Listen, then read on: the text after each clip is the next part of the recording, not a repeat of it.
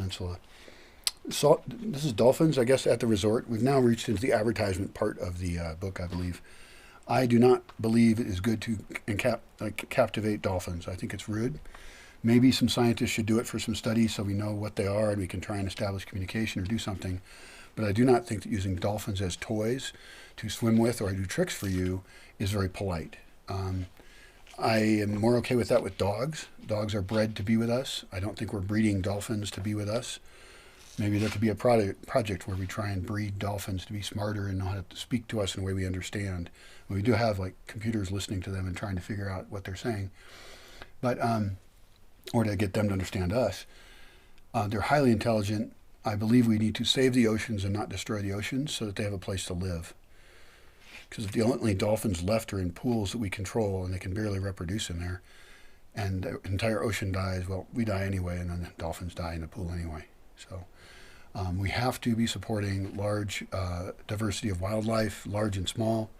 If the little amoebas and things in the oceans die, they're doing a lot of photosynthesis for us and providing a lot of oxygen that we happen to like because it makes us continue to be alive. So I'm not a big fan of the dolphins in the pool thing. Someone can try and convince me otherwise, but the butterfly, that's neat. They have butterfly pavilion. Yep, this is a spa service. Ex-spa. That's very funny. They have wildlife there. This is probably in the form of a zoo. I'm not a fan at all unless it's injured animals or something. Make it into a wildlife rescue center and only offer people what you have available as a rescue. And I'm more in favor of your zoo. And it should still have animals in really wide spaces where they can romp around and have a good time and barely know they're in a zoo. That's the goal. There's birds, that's cool. And orchids and bromeliads are great. I love them. I plant them here in the forest. I just plant the native ones for now, and who knows, maybe others. They have a coral reef aquarium that's very cool. And you can, this does sound like a fun place. They have underwater caves that you can do like zip lining and swimming around in, because people love that stuff. It's a marvelous, Mexico's natural wonder. And then there's Tulum nearby. That's ruins of a previous civilization, probably Mayan.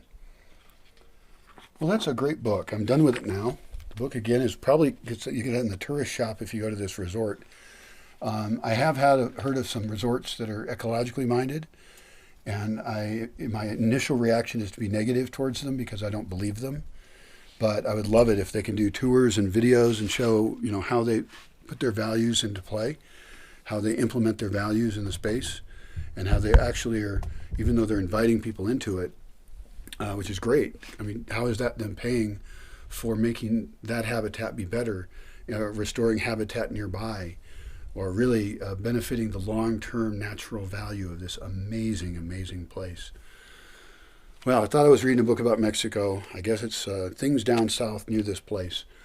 I'll do another video on things that are more Michoacan focused later.